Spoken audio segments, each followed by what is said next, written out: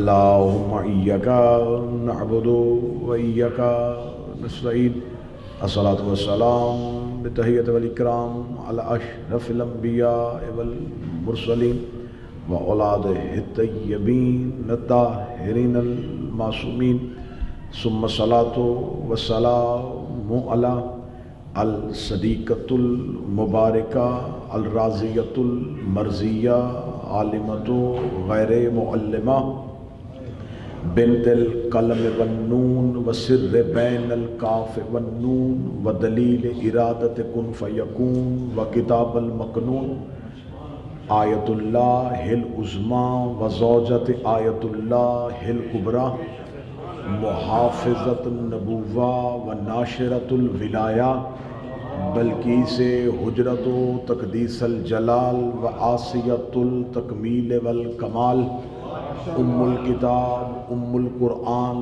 ام الانوار ام الائمہ ام المعصومین ام العلوم ام الہدی ام الحسن ام الحسین ام المحسن ام العباس و ام ابیہا السیدہ فاطمہ الزہراء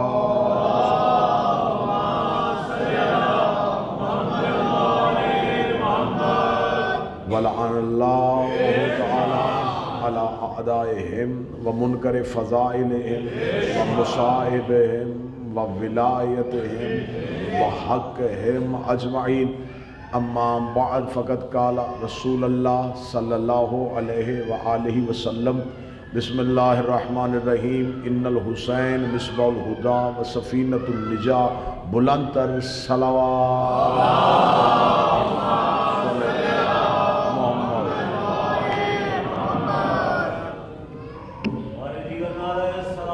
اللہم صلی اللہ دعائے مالکان ذکر بندگان ذکر کا وارثان ذکر کی بارگاہ میں پیش ہونا قبول فرمائے۔ یہ مودت اور عشق کی نماز اور اجر رسالت کی ادائیگی قبول و منظور فرمائے۔ میرا مالک بانیان کی یہ محنت، حاضرین کی شرکت، میرا مالک تمام اپنی بارگاہ میں قبول فرمائے۔ ایک مومنہ مریضہ ہے، اس خاک شفا کے صدقے سے اور فرش عزا کے صدقے سے میرا مالک انہیں مکمل صحت عطا فرمائے، وارث کے ظہور میں تعجیل فرمائے، دعاؤں کی قبولیت کے لیے ممکنہ حد تک بلند صلوات تلاوت فرمائے۔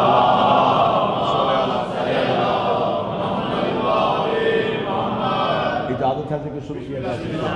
میرے لیے انتہائی خوش قسمتی اور یہ سعادت کہ چنیدہ عزادار اور بہترین عقیدہ رکھنے والے حامل افراد سے گفتگو کرنے کی مجھے یہ شرف اور عزت حاصل ہو رہی ہے کہ ماتمی اور عزادار مجمع کے اندر یہ خطاب ہے۔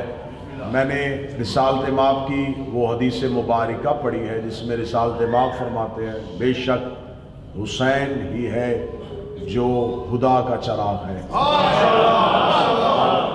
وہ حسین ہی ہے جو سفینۃ النجات ہے۔ اصل میں کربلا کو ہر رنگ سے پڑھا بھی گیا، ہر زاویے سے دیکھا بھی گیا، ہر زاویے سے سمجھنے کی کوشش بھی گئی۔ 1400 سال ہو گئے، 61 ہجری میں یہ واقعہ رونما ہوا تھا۔ کائنات میں کسی واقعے پہ، کسی ایک عنوان پہ اتنا نہیں بولا گیا جتنا کربلا پہ بولا گیا۔ 1400 سال سے کسی موضوع پہ اتنا لکھا نہیں گیا جتنا اس پہ لکھا گیا۔ 1400 سال سے کسی موضوع کو اتنا سنا نہیں گیا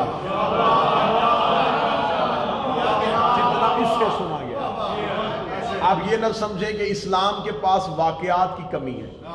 آپ قرآن اٹھا کے دیکھ لیں تو قرآن کا 70% حصہ مشتمل ہی واقعات پہ ہے۔ نبیوں کے قصے ہیں، نبیوں کی کہانیاں ہیں، انبیاء کی باتیں ہیں، لیکن کسی بھی نبی کے واقعے نے لوگوں کو اتنا متاثر نہیں کیا جتنا کربلا نے کیا۔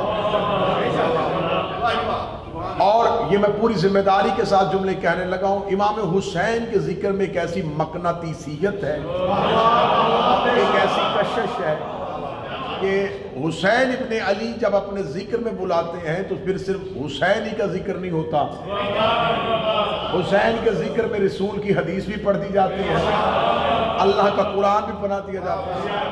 تو امام حسین علیہ السلام کا واقعہ کربلا جو ہے اسے ہر انداز سے پڑھا جا رہا ہے، ہر انداز سے لکھا جا رہا ہے۔ کوئی نہیں کہتا کہ کما حقہ ہوں میں کربلا کے اسرار کو جان گیا، میں کربلا کے راز کو سمجھ گیا۔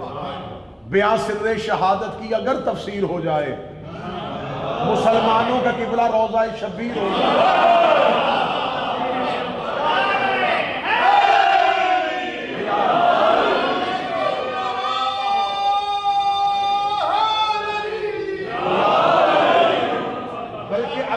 ابھی تک علماء کلام اور علماء حروف اس بات پہ ششدر ہیں کہ کسی بھی معزز ترین جگہ کی خاک شفا نہیں بنی،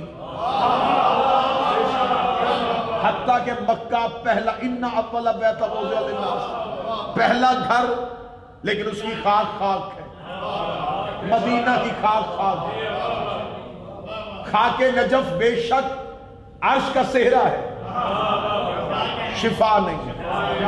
علماء کلام سر جوڑ کے بیٹھے ہیں کہ آخر اس ریگستان کی خاک جو ہے وہ شفا کیسے بن گئی، اور اس پہ اتنا لکھا جا رہا ہے، اس پہ اتنا بولا جا رہا ہے کہ یہ صرف زبانی خاک شفا نہیں، عملاً خاک شفا ہے۔ یہ نہیں ہے کہ کسی نے عقیدت سے کہہ دیا، نہیں، عملاً خاک شفا ہے، خاک شفا دے رہی ہے۔ شفا کون دے رہا ہے؟ خاک۔ اور اردو زبان سمجھنے والوں سے میں بر صغیر کے لوگوں سے مخاطب ہوں، خاک ہماری اردو زبان میں سب سے کم تر لفظ ہے۔ اگر آپ اردو کی اور لفظیات کی باریکیوں کو سمجھتے ہیں تو خاک کہا جاتا ہے، خاک کیا اس نے تو خاک اڑا دی، اس نے خاک نہیں چھوڑا، یعنی کم تر لفظ ہے۔ حسین نے کم تر کو شفا کیا، حسین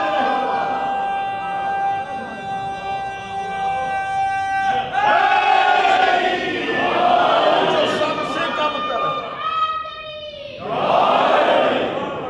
جو سب سے کم تر تھی کربلا، واقعہ کربلا میں ریت خاک سب سے کم تر تھی۔ ابھی تک علماء سر جوڑ کے بیٹھے کہ اس میں راز کیا ہے، سب سے کم تر سمجھ نہیں آئی تو حسین کا مرتضی سمجھ نہیں آئی، رہوار حسین۔ میں کیونکہ ماتمیوں سے مخاطب ہوں اس لیے میں مخصوص مجلس صاحب کو سنا رہا ہوں۔ اس خاک کو جاز میں کیا جاتا، خاک شفا، یعنی کہ یہ خاک نہیں ہے، یہ شفا ہے۔ شفا بچھی تھی کربلا میں۔ اب میں ایک سطر میں حسین کا مرتضی پڑھنے لگا ہوں جسے آج علماء شفا کہتے ہیں، مرتضی اس میں اپنا سم رکھتا تھا۔ مرتضی اڑتا نہیں تھا، چلتا تھا، چلتا تھا تو ریتی پہ، سم مارتا تھا زمین پہ، زمین پہ تھی خاک، خاک تھی شفا، شفا کے اوپر تھا سم، سم تھا حسین کے مرتضی کا۔ اب مجھے جملہ کہنے دو، جس کے گھوڑے کے سم میں شفا ہو،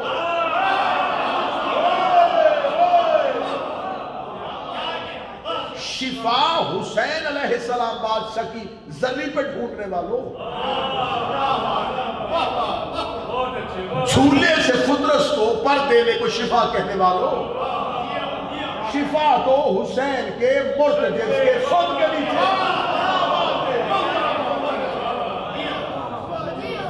جس کا رہوار شفا اپنے سم کے نیچے رکھا۔ اب میں عقیدت میں جا کے جملہ کہنے لگا، مجھے نہیں پتا کہ تائید آئے گی نہیں آئے گی۔ اور یہ اگر خاکی شفا کے اسرار ہی پڑے جائیں، جب مرتضی سم مارتا تھا تو خاک اڑتی ہوگی، جو دھول بنتی ہوگی، یہ خاک تھی، مرتضی کے سم نے چھوا تو شفا ہوئی۔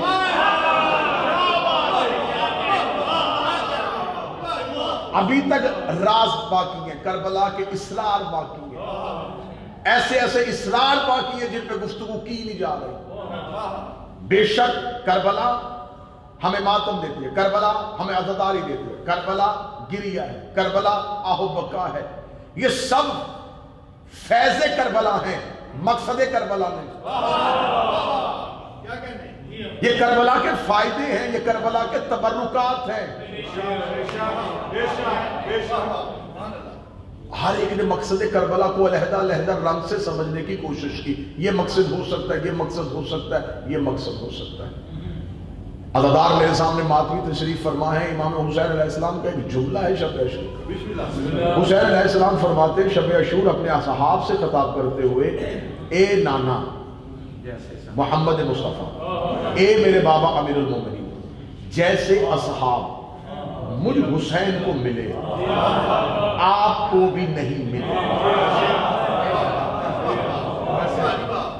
اب مجھے اس جملے کے اندر جانا ہے، اس کی گہرائی میں۔ حسین علیہ السلام کہہ رہے ہیں کہ جیسے اصحاب نانا کے یا بابا کے تھے، میرے اصحاب ان سے افضل ہیں۔ مجھے اصحاب حسین سمجھنے سے پہلے دیکھنا پڑے گا جن سے افضل ہے وہ کون ہے۔ میں ابھی حر پہ بات ہی نہیں کر رہا، میں ابھی زہیر پہ بول ہی نہیں رہا، میں ابھی بریر پہ گفتگو ہی نہیں کر رہا، ابھی جون پہ بات ہی نہیں ہو رہا، ابھی تو ابو سمامہ پہ گفتگو ہی نہیں ہے۔ مسلم ابن اوسجہ کون تھا، آپ سے شاکری کے فضائل کیا، حبیب ابن مظاہر کون تھا، ابھی پہ بات ہی نہیں ہو رہی۔ ابھی بات یہ ہو رہی ہے کہ حسین علیہ السلام نے موازنہ کر کے بتایا ان سے افضل یہ ہیں۔ مجھے ان کو دیکھنے سے پہلے ان کو دیکھنا ہے کہ ادھر کون کھڑا ہے۔ ادھر ایمان کے 10ویں درجے پہ فائز سلمان ہے۔ اب میں صدر دینے لگا سرکار، دعا لینے کے لیے ازداروں سے، ادھر ایمان کے 10ویں درجے پہ سلمان ہے۔ اور علماء کہتے ہیں کہ مخلوق میں ایمان کے کل درجے ہیں 10۔ اگر 10ویں پہ سلمان ہے اور حسین کہہ رہے ہیں کہ ان سے بھی افضل ہے، تو اس کا مطلب ہے ایمان کے سارے درجے نیچے رہ گئے۔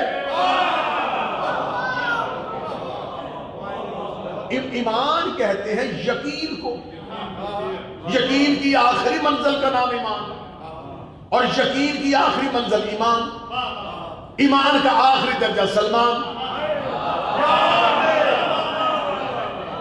اس سے اوپر جا کے حسین کے اصحاب، وہاں وہ بیٹھا ہے جس کے بارے میں رسول کہہ رہے ہیں ابو ذر سے زیادہ سچا زمین نے اٹھایا نہیں۔ وہاں عمار یاسر بیٹھا۔ اب ان اصحاب کو دیکھنے کے بعد اب ادھر دیکھنا ہے کہ ادھر چلے۔ میں ایک جملہ اور آسان کرتا ہوں۔ امام حسین علیہ السلام کے اصحاب میں سے جو حر ہے، اس کی حسینی عمر جو ہے وہ لمحوں میں ہے۔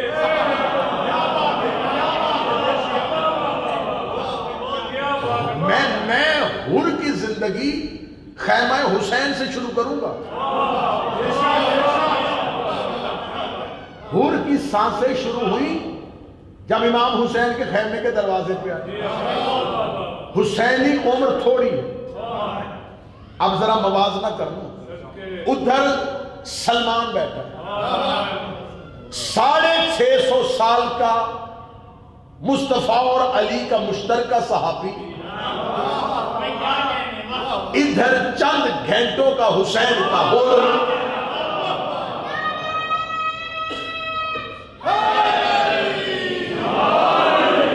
وہاں سال ہیں، یہاں سانسیں ہیں۔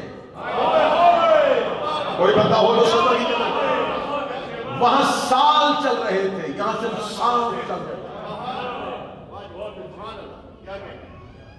ابھی تو ہم نے کربلا میں ان اصحاب کو سمجھا ہی نہیں کہ ان میں راز کیا تھا۔ جون کو کہہ دیا جناب جون غلام تھا، ایک حبشی غلام تھا، پتہ ہی نہیں کون تھا۔ رسول اور مولا علی کے حقیقی چچا حضرت عباس، ان کے بیٹے جناب فضل کا غلام تھا جون۔ مولا امیر المومنین نے اپنے چچا کے بیٹے جناب فضل سے جون خریدا، 1500 دینار دے کے علی نے خریدا۔ اب جملہ میں ماتمی آپ نہیں سمجھے گا تو پھر کون پوری دنیا میں سمجھے گا جسے علی ہی خرید لے۔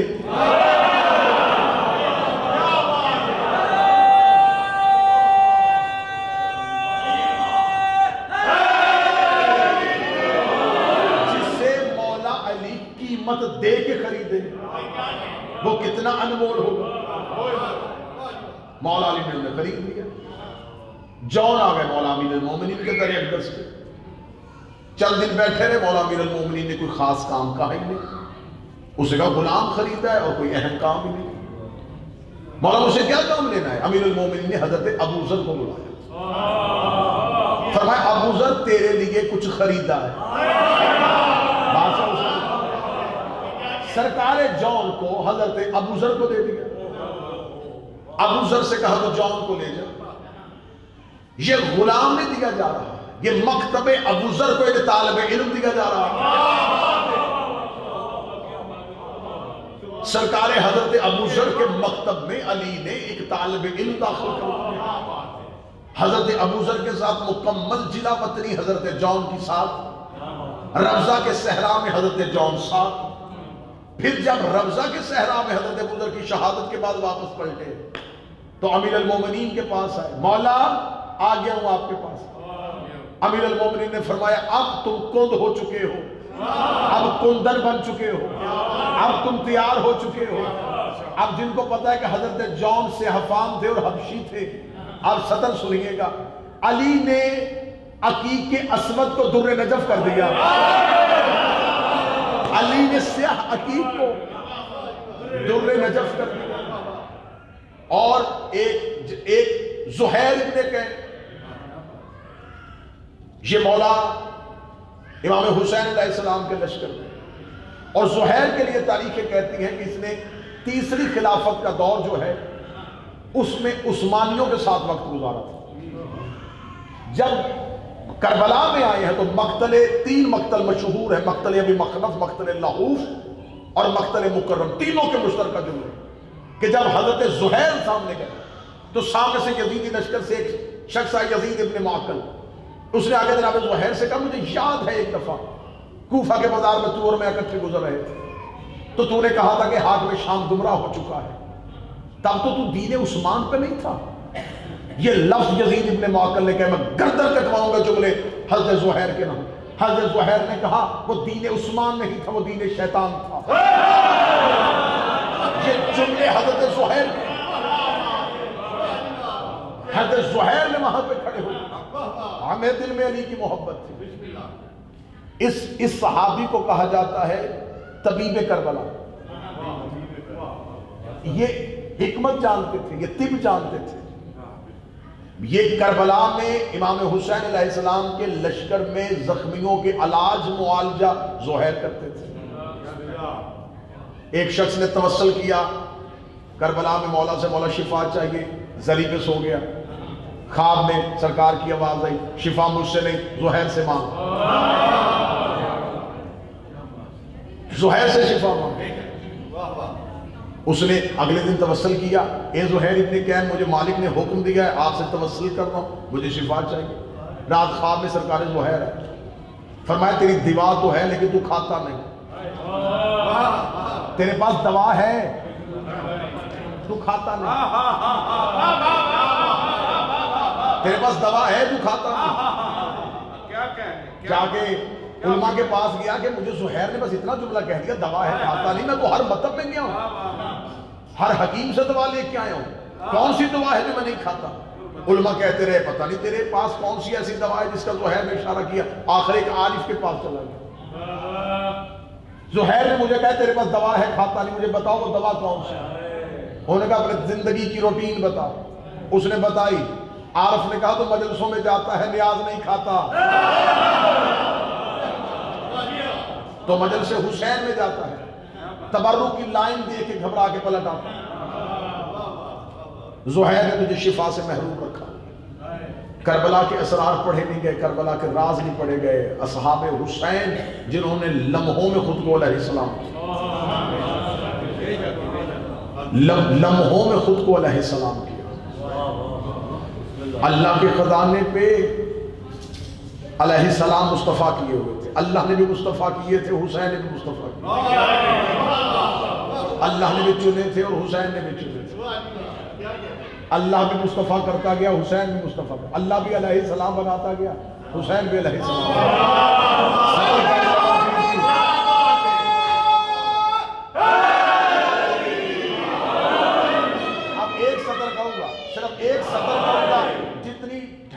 چھپا کے دے سکوں گا اتنی زکوٰۃ چھپا کے دوں گا، جس کے حصے کا تبرک ہوگا اسے وصول ہو جائے گی۔ اللہ کے علیہ السلام کرنے میں اور حسین کے علیہ السلام کرنے میں اتنا فرق ہے۔ اس نے علیہ السلاموں میں ایک ملعون کیا تھا، اس نے ملعونوں میں ایک علیہ السلام کیا۔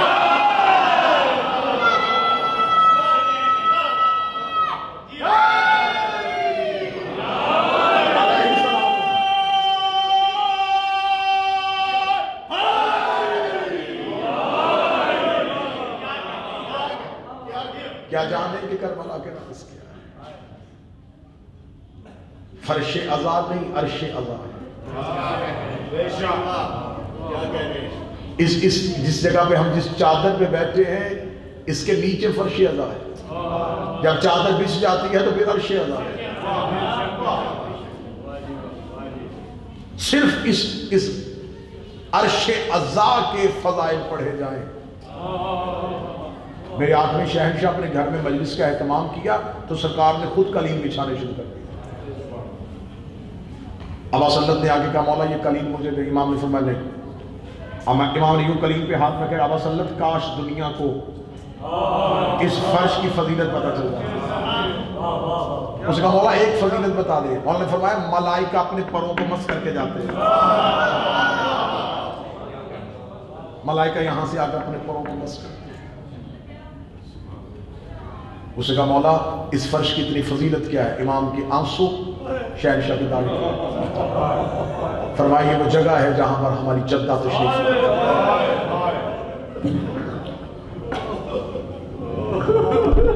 جس کے دروازے پہ انبیاء کھڑے ہوتے ہیں، وہ شہزادی اس فرش عزا میں تشریف لاتی ہے۔ لوگ سمجھتے ہیں کہ میں مجلس میں آیا ہوں تو میں گھر سے شہزادی نے بلایا ہے۔ تھوڑی دیر کے بیٹھ کے رونے کی فضیلت، ایک آنسو نہ بھی آنسو آ سکے، کیونکہ رونا بشر انسانی کی طاقت سے باہر ہے، مرضی سے نہیں روتا، تکلیف ہوتی ہے تو آنسو دکھ کی آخری کیفیت کا نام ہے۔ کیفیت طاری کی نہیں جاتی، ہوتی ہے۔ کربلا تمہارے اوپر طاری ہوگی، تیرے اندر دکھ کی کیفیت بدلے گی، تیرے خون میں حرارت ہوگی، وہ تیری آنکھوں تک پہنچے گا اور آنسو بن کے تیری آنکھ سے نکلے گا۔ اگر آنسو تیرے بس میں نہیں، ہائے تیرے اختیار میں۔ میرے شہنشاہ فرماتے ہیں جس نے ذکر حسین میں بیٹھ کے صرف ہائے کہہ دیا، ہائے تکلیف میں کہا جاتا ہے، تکلیف میں انسان کے منہ سے بے ساختہ ہائے نکلتا ہے۔ امام فرماتے ہیں تو مجلس حسین میں بیٹھ کے رو نہ سکتے، صرف ہائے کہے۔ پردے میں بیٹھی ہوئی میری جدہ تجھے دعا دیتی ہے، اے ہائے کہنے والا تو نے حسین گھوڑے سے اترتا نہیں دیکھا، اے ہائے کہنے والا تو نے اکبر کے جگر پہ نیزہ لگتا نہیں دیکھا۔ ایک ذاکر شبیر نے پڑھا تو تجھے 1400 سال کے بعد تکلیف ہوئی، ہائے۔ کیونکہ فطرت انسانی ہے کہ انسان کسی کو تکلیف میں دیکھتا ہے نا، اور کچھ ہو نہ ہو، کوئی مدد نہ کر سکو تو یہ ایک مدد ہے جو ہر انسان دوسرے انسان کی کرتا ہے، تمہیں کیا ہوگا؟ اس جملے کا تعلق نہ مذہب سے ہے، نہ مسلک سے ہے، نہ برادری سے ہے، نہ رنگ، نہ فرقے سے۔ آپ بازار میں چل رہے ہیں، آپ نے کسی کو روتے ہوئے دیکھا، قدم خود بخود رک جائے گا، بھائی کیا ہوا؟ کیا ہوا؟ کیا ہوا؟ میر بابر علی انیس، درجات میں یقیناً اضافہ۔ میر بابر علی انیس نے جملے لکھے، 200۔ انہوں نے کہا عباس مر گئے، اکبر جدا ہوا۔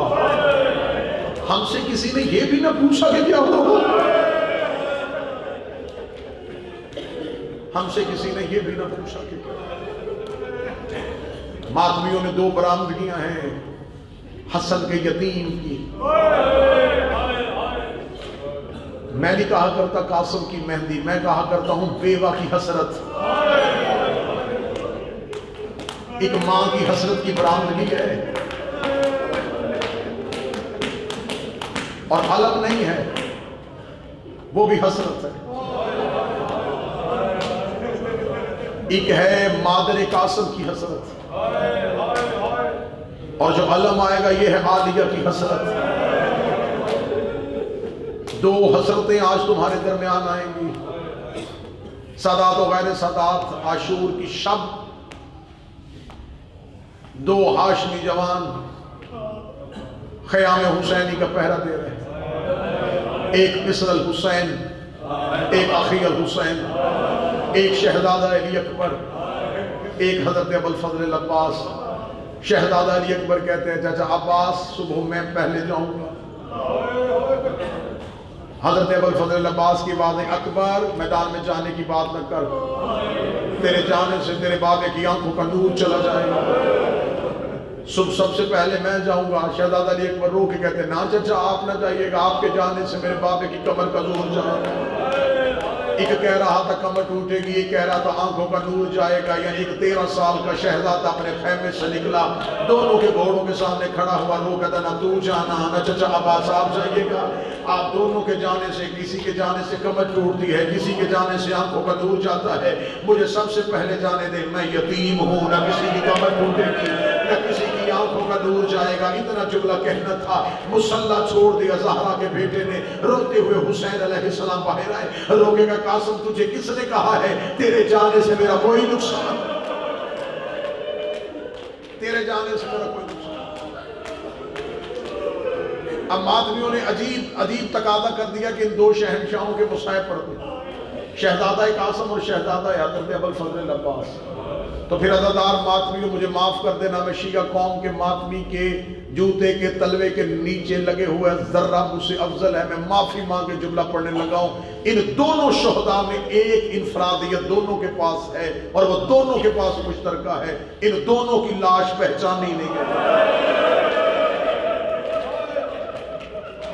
اب میں نے جملہ پڑھ دیا ہے، ہمیں کسی نے ماتم نہیں کیا تو تمہاری مرضی ہے۔ نہ لاشائے قاسم پہچانا گیا، نہ لاشائے عباس پہچانا گیا۔ شیخ صاحب میں پچھلے سال کربلائے معلیٰ تھا، میں نے مولا شہنشاہ کے حرم میں پڑھنا تھا عشرہ محرم، میرے دل میں بار بار خیال آتا تھا کہ میں کربلا میں کچھ ایسا نہ پڑھ دوں جس سے مالک ناراض ہو جائے۔ میں بار بار مقتل کے علماء کے پاس جاتا تھا کہ مجھے مقتل کی صحیح روایات چاہیے، وہاں پر آج بھی میں بار بار مجلسوں میں ان کا نام لیتا ہوں۔ شاہراہ سدرہ میں سید محمد طباطبائی، عربوں کا سب سے واحد بزرگ کمازن، جس کا پہلا کما عربوں کے ماتم کا شاہراہ سدرہ پہ آغاز کرتا ہے، مجھے کسی نے بتایا 70 سال ہو گئے ہیں گمنامی کی زندگی جی رہا ہے، صرف ہاتھوں سے مقتل لکھ رہا ہے۔ میں ان کی خدمت میں پیش ہوا، میں نے کہا شبیر کا ذاکر ہوں، پاکستان سے میرا تعلق ہے، حسین بادشاہ کے شہر میں نے پڑھنا ہے عشرہ، مجھے چاہیے مقتل کی مستند روایات۔ وہ مجھے روزانہ کوئی نہ کوئی شہادت لکھواتے تھے۔ میں جس دن حضرت قاسم کو پڑھنے کے لیے گیا نا تو میں نے ان کے سامنے ہاتھ جوڑ کے پوچھا، میں نے کہا سید جناب قاسم کی پامالی سنائیے گا۔ اب میں معافی مانگے جملہ پڑھنے لگا ہوں۔ انہوں نے مجھے کہا کتنے سال ہو گئے تجھے ممبر کی نوکری کرتے ہو؟ میں نے کہا 22 سال۔ میں نے کہا کیا پڑھتے ہو 22 سال میں پامالی؟ میں نے کہا صرف میں نہیں، ہم برے صغیر والے پڑھتے ہیں کہ امام حسین نے اپنے امامے کی چادر بنا کے قاسم کی لاش کو اکٹھا کیا تھا۔ اتنا کہنا تھا، اس سید 3 بار اپنی پیشانی پہ ہاتھ مارا، ہائے غربت ہائے غربت ہائے غربت کہہ کے انہوں نے الماری سے مقتل کی کتاب نکالی، کتاب نکال کے میری آنکھوں کے سامنے عربی کی عبارت پڑھی، پڑھنے کے بعد انہوں نے کہا میں کروں اردو میں ترجمہ؟ میں نے کہا کیا ترجمہ بنتا ہے؟ انہوں نے کہا لاش کہاں سے ملی تھی؟ حسین ریت اکٹھی کر کے لے کے آئے تھے۔ میں نے کہا ریت کیسے اکٹھی ہوئی تھی؟ انہوں نے کہا بالحجر بالعسکان کربلا میں قاسم کی لاش گھوڑوں کے سموں کے نیچے ریت میں ایسے مل گئی تھی۔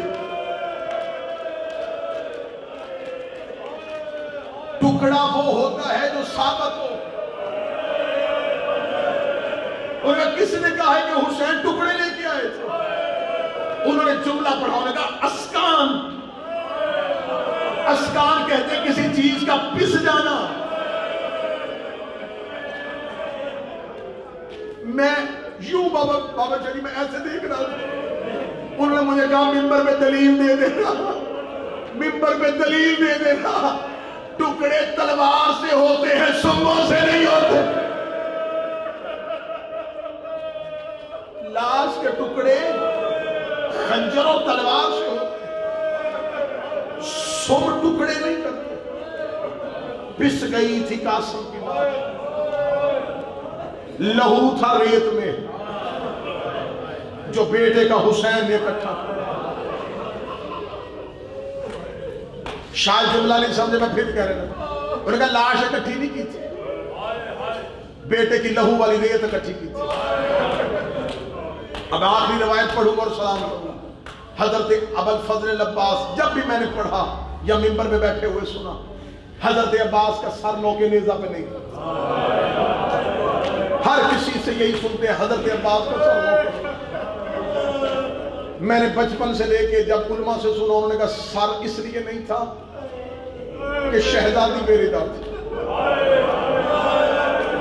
سر عباس نیزے کی نوک پہ گیا ہی. میں ہاتھ باندھ کے معافی مانگ کے ماتمیوں سے پوچھنے لگا ہوں، اگر یہی وجہ ہے کہ سر حضرت عباس نیزے کی نوک پہ نہیں گیا، سر حسین کیوں چلا گیا؟ سر علی اکبر کیوں چلا گیا؟ معاذ اللہ ثم معاذ اللہ، کیا وہ بے ردائی جو عباس برداشت نہیں کر سکتے تھے، وہ اس نے کیسے برداشت کر لی جو غیرت کا پروردگار تھا؟ دلیل عقیدے کے لیے ٹھیک ہے، بے شک حضرت ابوالفضل عباس کو شہزادی کی بے ردائی کا صدمہ تھا، لیکن سر عباس نوکے نیزہ پہ نہ جانا یہ دلیل نہیں ہے. اب تم نے کرنا ہے ماتم اور میں پڑھنے لگا ہوں جملہ، پھر تم جانو حضرت ابوالفضل عباس جانے. ساری سے قابل تھا ہی نہیں کہ نیزے کی انگلی پہ آ جاتا. سر عباس کو اتنے ٹکڑوں میں تقسیم کر دیا گیا تھا، سر عباس کو اتنے حصوں میں کاٹ دیا گیا تھا کہ مقتل کہتی سر عباس کو ایک کپڑے میں باندھ کے گھوڑے کی گردن پہ لٹکا دی. سر حضرت ابوالفضل عباس، جاؤ جا کے علماء سے پوچھنا کہ میرے شہنشاہ گھوڑے کی زین سے گرے کیسے تھے؟ کہتے گود لگا تھا سر پہ. کتابیں کہتی حضرت عباس کے سر پہ گود لگا، سر عباس ایسے کھل گیا جیسے کتاب کھلتی ہے. حضرت عباس کے سر کو اس انداز سے پامال کیا گیا کہ سر عباس نیزے کی نوک پہ جانے کے قابل نہیں تھا. عزاداروں سے معافی مانگ کے جملہ پڑھنے لگا ہوں. کتابیں کہتی ہیں جو گھوڑے کی گردن پہ حضرت عباس کا سر تھا، وہ گھوڑے کی گردن پہ تعویذ بنا کے نہیں ڈالا گیا تھا، اتنی دراز رسی کے ساتھ ڈالا گیا تھا کہ سارے رستے میں عباس کا سر گھوڑوں کے سنگوں کے ساتھ پامال ہوتا رہا. اور شہزادی اونٹ میں بیٹھ کے کہتی رہی، اے عباس میرا ہر کوئی ایک بار قتل ہوا ہے، اور شامیوں کو تجھ سے اتنی دشمنی تھی، انہوں نے سارے رستے میں عباس کو مارا ہے. رو رو کے علی کی بیٹی کہتی رہی، اور میری چادر کا نگران، اور میری چادر کا ضامن ماتم حسین.